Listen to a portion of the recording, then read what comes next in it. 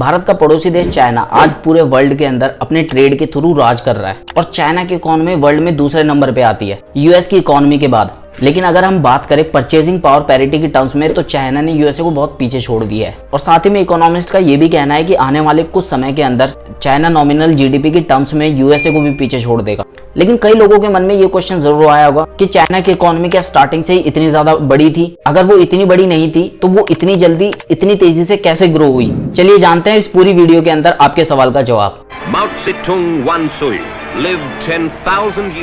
Start करते हैं 1950 से। तो जब चाइना के अंदर कम्युनिस्ट पार्टी का रूल था और उसके चेयरमैन थे माओ जेडोंग, जो चाइना के ऊपर रूल किया करते थे। अब उस समय चाइना की इकोनॉमी कमांड इकोनॉमी हुआ करती थी। इसका मतलब कि यहाँ की गवर्नमेंट ही डिसाइड करेगी कि कौन से सेक्टर के अंदर कितना पैसा खर्च करना है, किस सेक्टर के अंदर कितनी प्रोडक्शन होगी और जो भी प्रोडक्शन हो रही है उन प्रोडक्ट्स के प्राइस क्या होंगे और साथ ही किसान क्या उगाएंगे क्या नहीं, ये सारा गवर्नमेंट तय करती थी। उस टाइम पे चाइना की इकोनॉमी क्लोज्ड इकोनॉमी थी। इसका मतलब कि चाइना उस समय पे इतना ट्रेड नहीं किया करता था, वो बस अपनी जरूरतों के हिसाब से चीजें इंपोर्ट किया करता था और साथ ही देश के अंदर प्राइवेट कंपनीज को अलाउ नहीं किया जाता था। जितनी भी कंपनीज हुआ करती थी देश के अंदर वो सारी गवर्नमेंट चलाती थी और उनके एम्प्लॉयज को भी गवर्नमेंट चुनती थी और जितनी भी इकोनॉमिक एक्टिविटीज थी उन सब के ऊपर गवर्नमेंट का ही कंट्रोल था।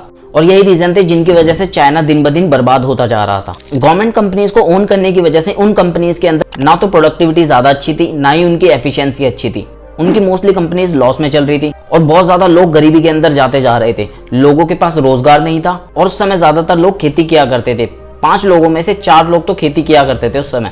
वहां की गवर्नमेंट ने 1950s के अंदर लैंड कलेक्टिवाइजेशन किया। इसका मतलब कि सभी लोगों से उन सब की जमीनें ले ली और सरकार ने अपने पास इकट्ठा कर ली और वो सारी जमीनें फिर सरकार की हो गई और वहां पे रहने वाले किसानों को उन जमीनों के ऊपर खेती करने की सैलरी दिया करते थे और जितना भी वो किसान पैदा करते थे वो सारा कुछ सरकार अपने पास ले लेती थी, जिसकी वजह से किसान के पास कोई मोटिवेशन नहीं थी कि वो ज्यादा से ज्यादा मेहनत करे और ज्यादा प्रोडक्शन करे। और ये रीजंस थे, इसकी वजह से वहां पे बहुत ज्यादा फूड क्राइसिस चल रहे थे, लोगों के पास खाना नहीं था और इसका रिजल्ट इतना ज्यादा बुरा देखने को मिला कि 1958 से 1962 के बीच में यहाँ पे बहुत ज्यादा बड़ी फेमाइन आई। लोग भूख के कारण मरने लगे और 45 मिलियन लोगों की इस फेमाइन के अंदर डेथ भी हुई। तो इतने ज्यादा बुरे हाल हो चुके थे चाइना के। और इन सब हालातों को देखते हुए 1966 से 1976 के बीच में वहां की कम्युनिस्ट पार्टी के अंदर काफी ज्यादा रेवोल्यूशनरी इवेंट्स होने लगे, जिसकी वजह से वहां की सरकार ने कल्चरल रेवोल्यूशनरी प्रोग्राम चलाया और बहुत सारे लीडर्स की किलिंग भी की गई। और ये जो भी हाल हुआ था चाइना का वो वहां की गवर्नमेंट की अनसस्टेनेबल पॉलिसीज की वजह से हुआ था। उनकी इकोनॉमिक पॉलिसीज ऐसी नहीं थी जो देश को आगे ले जा पाए। लेकिन फिर यहाँ पे एक सबसे बड़ा मोड़ आया 1976 के अंदर। यहाँ के जो लीडर थे माओ जेडोंग, उनकी डेथ हो गई।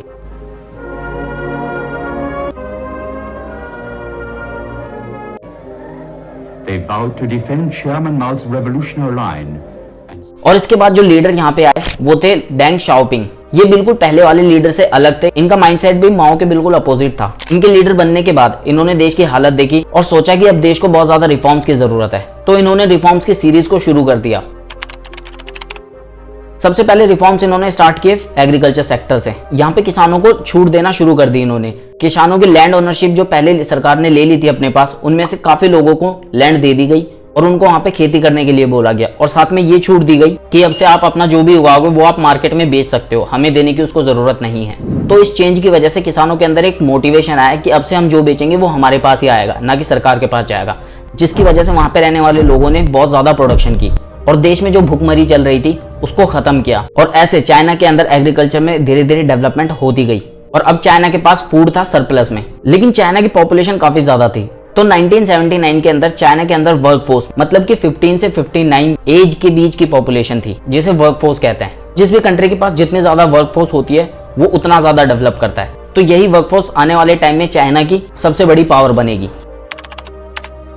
अब एग्रीकल्चर रिफॉर्म्स करने के बाद गवर्नमेंट ने अब इंडस्ट्रियलाइजेशन पे फोकस किया और एग्रीकल्चर सेक्टर में ओवर पॉपुलेशन थी उसको कम करने का सोचा। एग्रीकल्चर में काम करने वाले फार्मर्स लेस स्किल्ड थे, तो गवर्नमेंट ने सबसे पहले तो ह्यूमन कैपिटल के ऊपर स्टेप्स लिए। ह्यूमन कैपिटल मतलब कि सरकार ने बहुत ज्यादा खर्चा किया लोगों को पढ़ाने में, उनकी स्किल्स को बढ़ाने में, जिससे कि उनको मैन्युफैक्चरिंग सेक्टर में डाला जाए और वहां से प्रोडक्शन करी जाए। और इस समय सरकार ने उस समय पे काफी ज्यादा इन्वेस्टमेंट की थी। वहां की गवर्नमेंट ने ईस्टर्न कोस्ट के ऊपर 4 स्पेशल इकोनॉमिक जोन्स बनाए। स्पेशल इकोनॉमिक जोन्स वो होते हैं जहां पे वो सारी फैसिलिटीज दी जाती है जो भी इंडस्ट्रीज को डेवलप करने में चाहिए होती है, जैसे कि टैक्स इंसेंटिव्स। इन स्पेशल इकोनॉमिक जोन्स को डेवलप करने का सरकार का यही मकसद था कि वो अपने ट्रेड को बढ़ाना चाहती थी अपनी इकोनॉमी को लिबरल करना चाहती थी, प्राइवेट प्लेयर्स को अपने देश के अंदर बढ़ाना चाहती थी कि जिससे उस कंट्री के अंदर FDI फॉरेन डायरेक्ट इन्वेस्टमेंट ज्यादा से ज्यादा आए और उनकी कंट्री के अंदर इन्वेस्टमेंट करे। और साथ ही उनका फोकस था अपने एक्सपोर्ट को बढ़ाने पर। स्पेशल इकोनॉमिक जोन्स के साथ साथ गवर्नमेंट ने इंफ्रास्ट्रक्चर पे बहुत ज्यादा ध्यान दिया, high speed railways, bullet train, road और ब्रिजेस बनाए, जिसकी वजह से FDI बहुत ज्यादा आई देश के अंदर। तो अब गवर्नमेंट ने जो लेस स्किल्ड लेबर थी उसको स्किल्ड अप कर दिया था और इंफ्रास्ट्रक्चर भी प्रोवाइड कर दिया था, साथ के साथ स्पेशल इकोनॉमिक जोन्स बनाए थे। तो जिसकी वजह से चाइना के अंदर इतनी ज्यादा इन्वेस्टमेंट होना शुरू हो गई, बाहर की बहुत सारी कंपनीज यहाँ पे आके इन्वेस्ट करने लग गई और अपने प्लांट्स लगाने लग गई। सबसे बड़ा उनका रीजन ये भी था क्योंकि इस देश के अंदर बहुत ज्यादा वर्कफोर्स थी, तो लेबर यहाँ पे बहुत ज्यादा सस्ती मिल जाती थी उनको।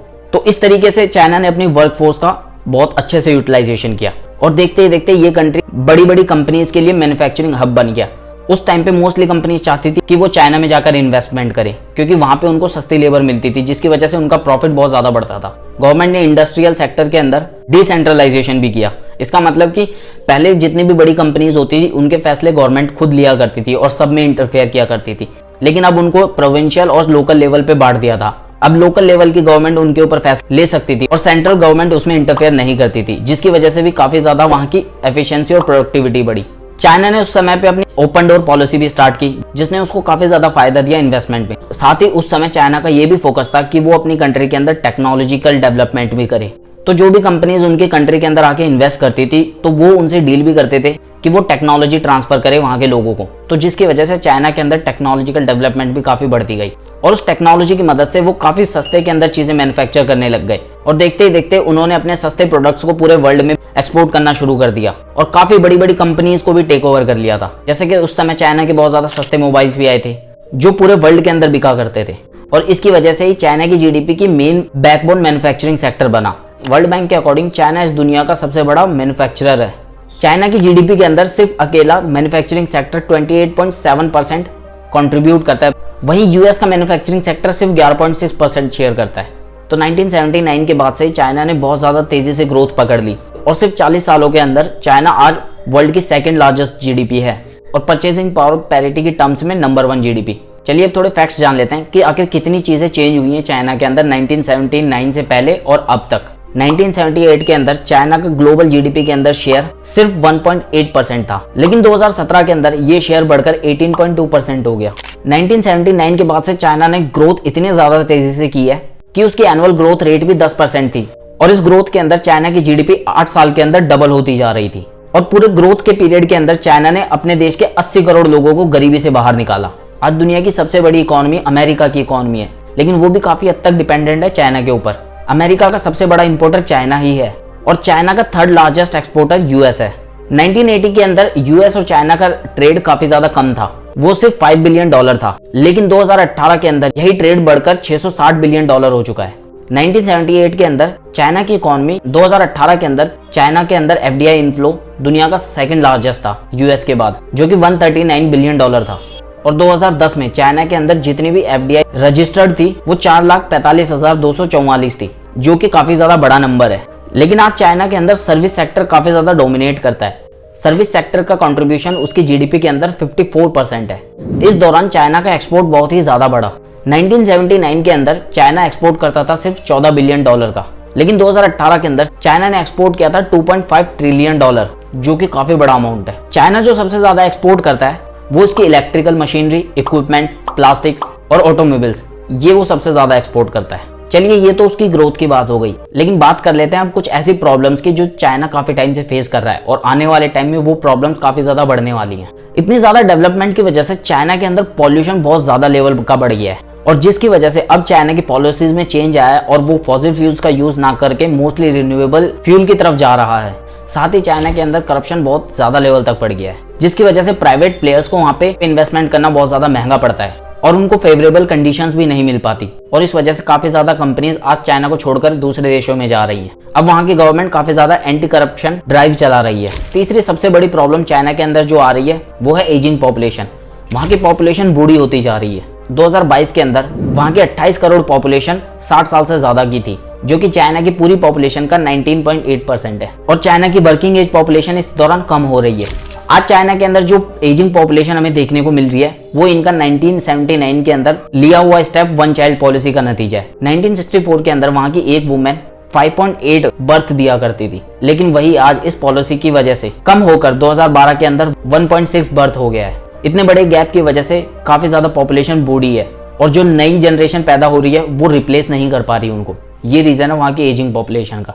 2011 के बाद से चाइना की ग्रोथ बहुत ज्यादा कम होती हुई नजर आ रही है, तो इसको ध्यान में देते हुए वहां की गवर्नमेंट ने न्यू डेवलपमेंट मॉडल तैयार किया है, जिसके अंदर वो अपने देश की टेक्नोलॉजी के ऊपर ज्यादा ध्यान देंगे बजाय बाहर के दूसरे देशों की टेक्नोलॉजी के ऊपर डिपेंड रहने के। चाइना का जो इस टाइम पे सबसे ज्यादा प्रायोरिटी पे है वो है रिसर्च एंड डेवलपमेंट के ऊपर खर्चा, जो सरकार बहुत ज्यादा कर रही है। वो टेक्नोलॉजी के मामले में दुनिया में सबसे आगे होना चाहता है, इस वजह से रिसर्च और डेवलपमेंट के ऊपर खर्चा दिन ब दिन वो बढ़ाता जा रहा है। तो ये थी पूरी वीडियो चाइना की ग्रोथ के ऊपर। आई होप आपके सारे डाउट्स और सारे सवाल क्लियर हो गए होंगे। अगर आपको वीडियो अच्छी लगी हो तो वीडियो लाइक करें और ऐसी वीडियो के लिए चैनल सब्सक्राइब भी जरूर करें।